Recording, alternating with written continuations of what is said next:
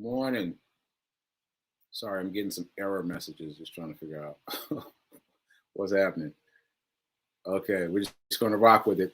So, happy Wednesday. Today is December 1st, first day of December. Where has the year gone? Anyway, this is the 48th episode of season 2 of the Be Your Own Hero show.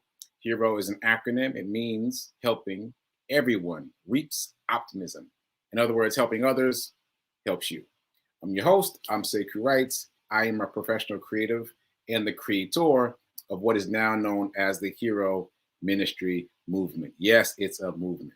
And this is my effort to help uplift and inspire the unhoused community.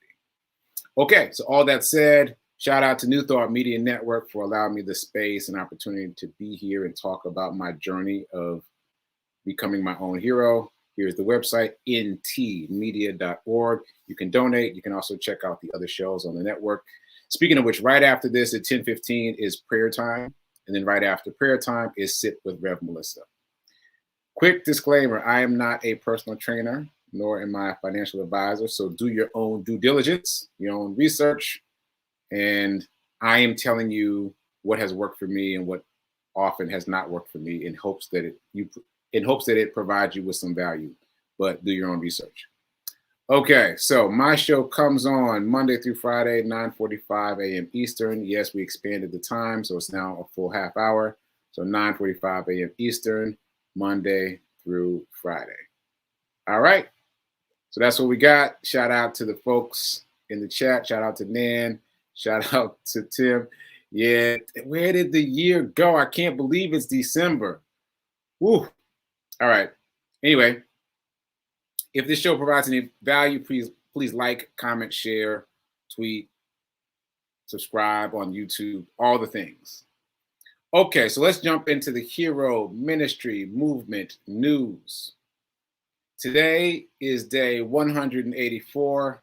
That number, for those of you just joining us, means that I have been running for 184 consecutive days in a row. I started running on June 1st. And I've been running through to today. Over that time, I've accumulated more than 510 miles. I'm not even sure how much more, but yesterday I was at 509, and then I did a run this morning that I haven't tallied up yet. So more than 510 miles, which is amazing, even to me, because I didn't think that I was capable of doing that. And in the process, I've racked up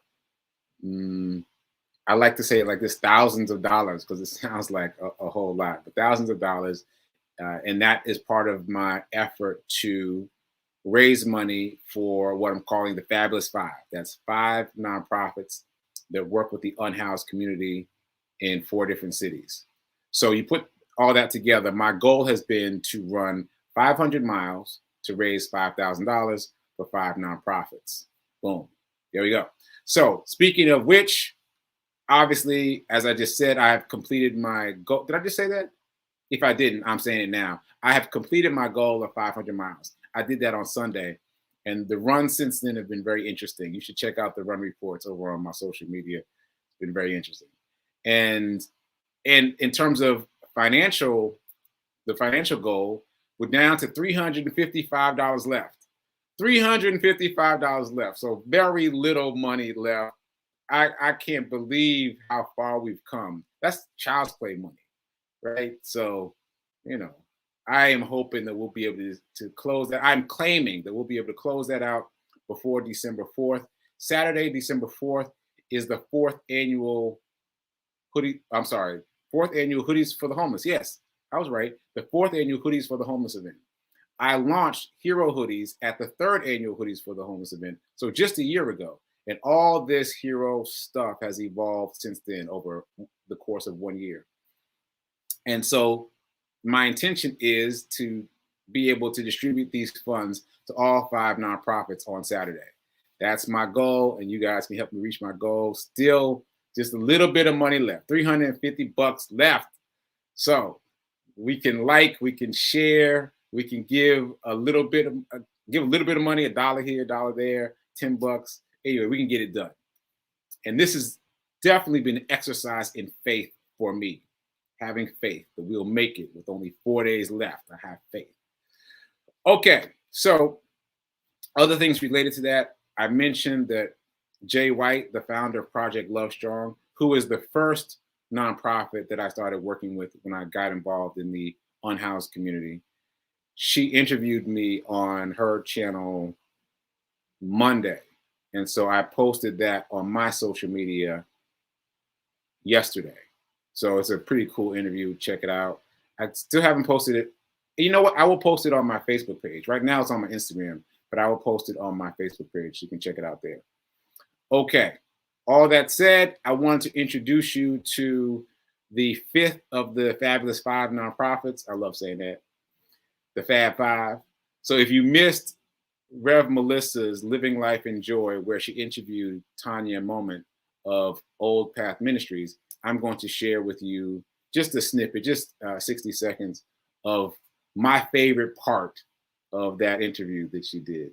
So this is Tanya Moment. She is the co-founder of the Old Path. They're based in Memphis, Tennessee. And this part just made my heart smile. I hope it makes your heart smile too. Check it out. The Old Path is one of the organizations that's being supported by Sekouwrites, the Hero Ministry. Yes, ma'am. So could you just share a little bit about your experience being one of the organizations that is receiving this support? He donated some Hero sweatshirts. Mm-hmm. And I got like 3 little boys. They are like in elementary school. They mama asked me the other day, Miss Mama, why they won't take off these sweatshirts?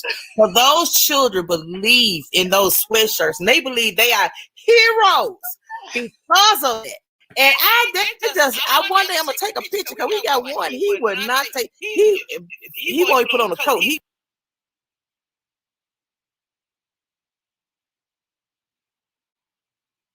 I don't know what happened. I don't know what happened. I told you I was getting some error messages today. So I don't know what happened. That wasn't the end of the video. But anyway, she goes on to say that it's important for children at that age to know that they can be heroes, to think of themselves as heroes, that these young Black boys are thinking of themselves as heroes and how important that is. And so that unintended consequence of me giving them hero hoodies just made me smile from ear to ear. I loved hearing that story. And I love hearing these various stories about the hero hoodies having a life of their own out there in the world. Like once they arrive wherever they're going, they develop a life of their own. And so I was very gratified to hear that story. So anyway, especially since it cut off, please go check out Living Life in Joy from this past Sunday. You'll see the whole interview with Tanya Moment, the co-founder of the Old Path in Memphis.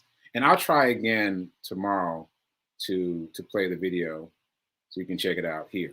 All right, so anyway, check it out. So backpack drop stories. I didn't think of one before the show. Let me see if I can think of one quickly. There was an older white man on 9th Avenue that I passed, and he seemed like he was in need, and I asked him if he needed help, and he said he did, and he accepted some tuna packets. I'm out of tuna packets now, but I had some at the time, so I gave him some tuna packets.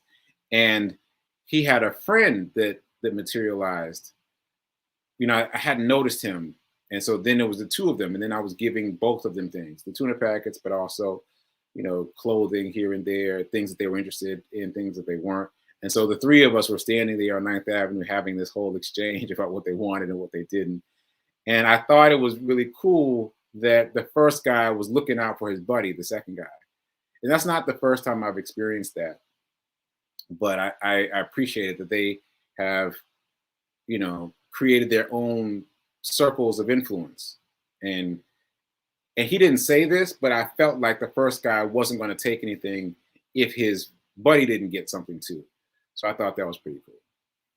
Yeah. All right. So that's my backpack drop story for the day. And now let's get into some money. Let's do our affirmation and talk about spiritual abundance. So here's our affirmation. I am so happy and grateful to be a multimillionaire in every area of my life. I am so happy and grateful to be a multimillionaire in every area of my life. All right. Keep that with you. Just a reminder, when you say happy and when you say grateful, the challenge is to feel happy and feel grateful when you say those words. It's harder than it sounds. It's harder than it sounds. It's easy to just say the words over and over again, but it's harder to imbue it with some feeling. Also, you'll notice that this is in present tense. I am so happy and grateful to be a multimillionaire in every area of my life. So it's present tense. It's not something that will happen in the future. It is your current experience right now. There's a lot to be said about speaking affirmations that are in the present moment. And that's not something that I learned until recently, but it's much more powerful if the affirmation is present tense. Like, quick sidebar. You know how I get with the sidebars. I'm gonna keep it quick, but okay, quick sidebar. When I was in Inroads is like a mentorship, internship program. I was in it in college. And so during my summers in college, I worked for Verizon at the corporate level because of that program. And they taught us this phrase: I can, I will, I must. It's a very powerful phrase, right? But now, all these years later, as I study affirmations, I understand that that is setting things in the future. You're creating a distance between what you want and where you are. I can, I will, I must, as opposed to I am right now. So that's why I chose an affirmation that is in present tense. And you should also choose affirmations that are in present tense. Focus on the now, not the future. Okay, that was my sidebar. I'm only going to give myself one sidebar for today. Let's get back to it. Okay. So we're talking about abundance. And I've been talking about the investment mindset fundamentals that were inspired by my interactions with people during Thanksgiving. So just to recap quickly, number one, investing is not optional. It's not optional. It's not like I can or should or should. No, you need to invest. You need to invest. That's how you grow your money. So that is a shift in mindset, because many of us, myself included, have thought of it as optional. It's not optional. If you want to preserve the money you have and make more money, it's not optional. Number two, I don't have enough money is not an excuse. Use 10% of whatever you've got, even if that's only cents, even if that's only dollars. Use 10% of whatever comes in and shift that over to investment. Why? Because you got to practice investing. The only way you get good at investing is by practicing. Or you hire somebody and then you end up paying that person way more money than you need to. Practice, practice, practice. Take 10% of any money that comes in, shift it over to investing, and learn how to invest, so that when you get large sums of money, you already know what to do with it.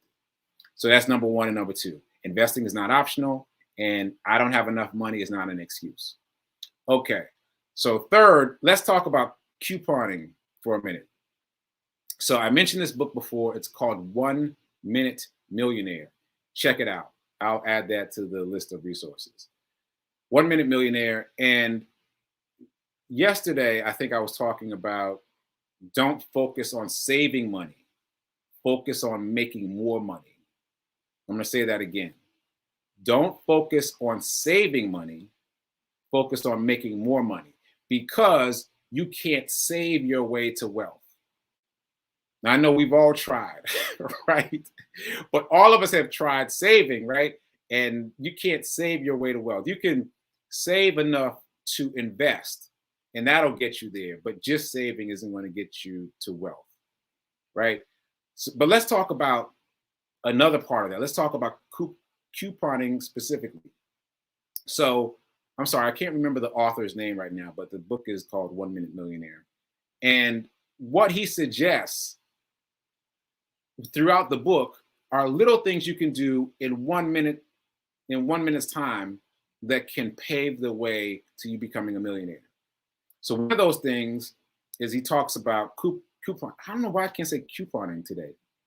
He talks about coupons, right?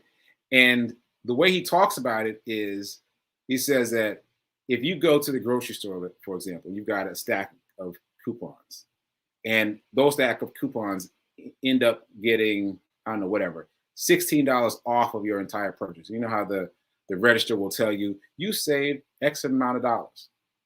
He says that's only half the battle.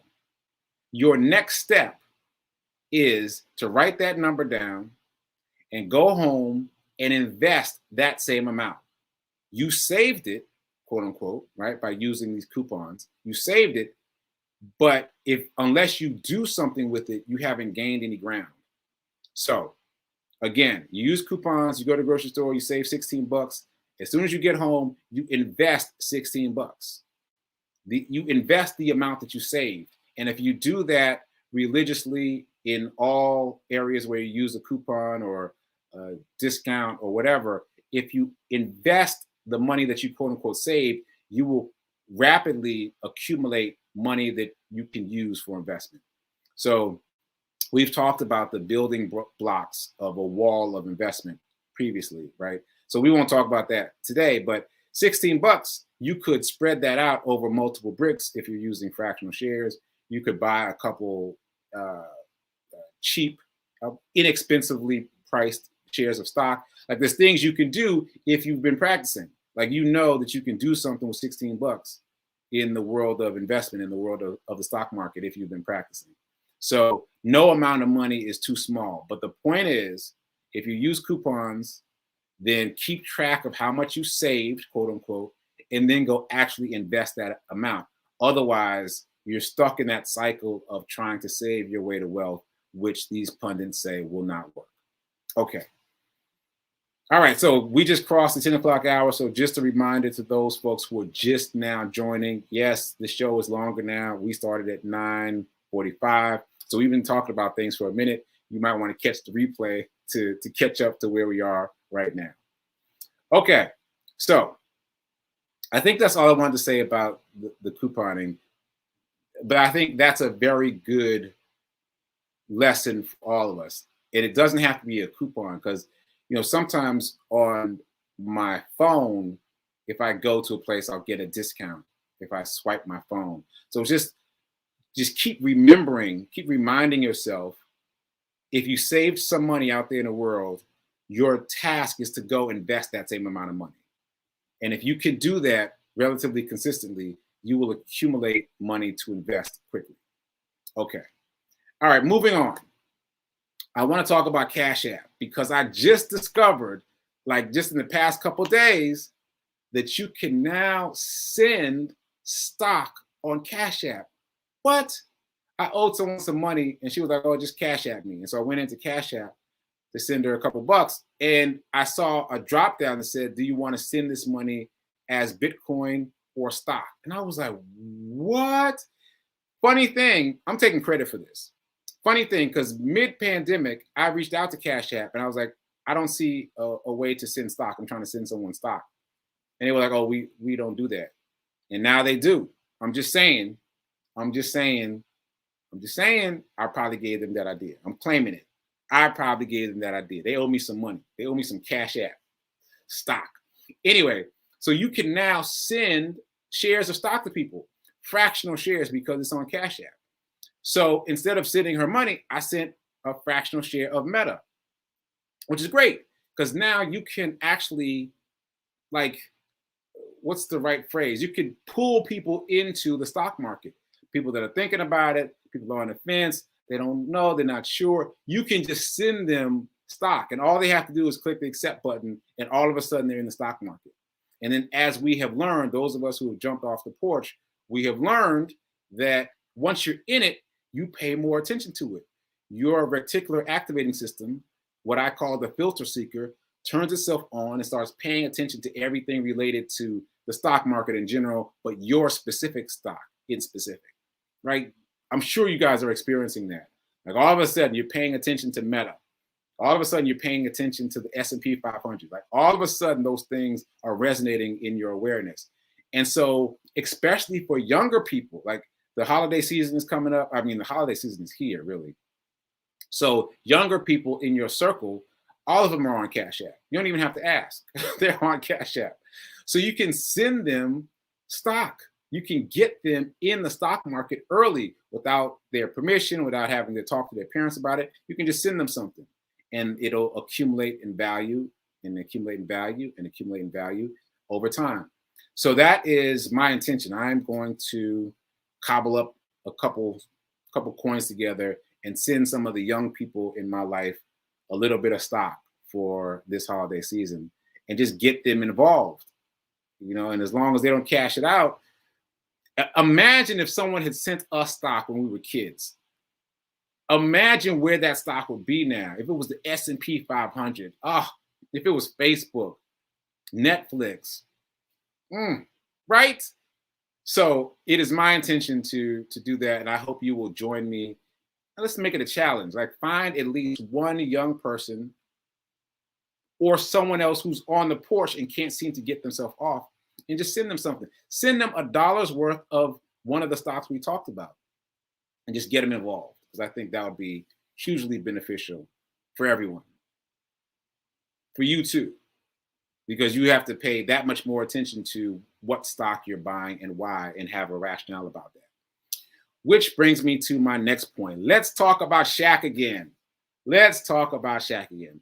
So just as a recap, I mentioned my mom told, at this point, both my mom and my dad told me about Shaq's investment in this water company, Alkaline 88, I think it's called, and how that is a publicly traded company and they're selling shares for like $2 per share. Sidebar?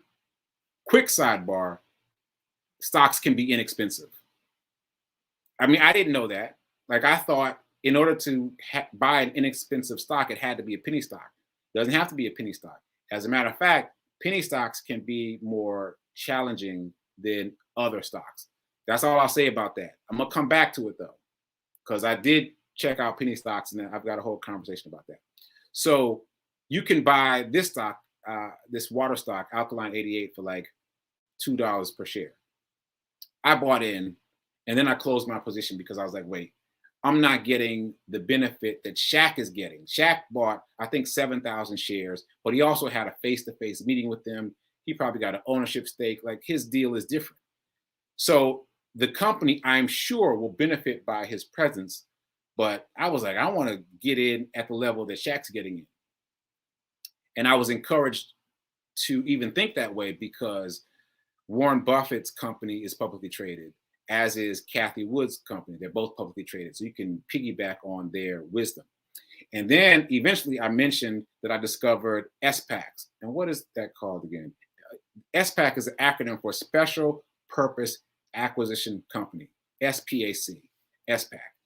So I found out that Shaq has an SPAC, and that is essentially an entity that was only created to bring another entity public. So if there's a company that's doing fairly well, that this SPAC thinks could do much better if they were publicly traded, the SPAC will gather their resources, reach out to the company and say, hey, we want to take you public. And then they'll, if the deal is made, they take them public, shares are sold on the open market, and then everybody makes a lot of money, including you who invested in the SPAC, right? Now, this is highly speculative because you don't know what the SPAC is going to do. They create the SPAC. In this case, Shaq and Martin Luther King III and several other people created this SPAC, but they had not at that point said what they were going to do. And now they've done something. They've taken a fitness company public. And apparently the way it works is after they've taken that company public, that's the end of that deal. And then they move on to create a new SPAC. Same name, they just add letters. I hope that's not confusing. So it's like if Sekouwrites Holdings is an SPAC, then I'll go and talk to Toshiba and say, hey, Toshiba, you're a private company. We're going to make you public. Let's work together on it. Now, all of a sudden, that's a publicly traded company. And then Sekouwrites Holdings B is created.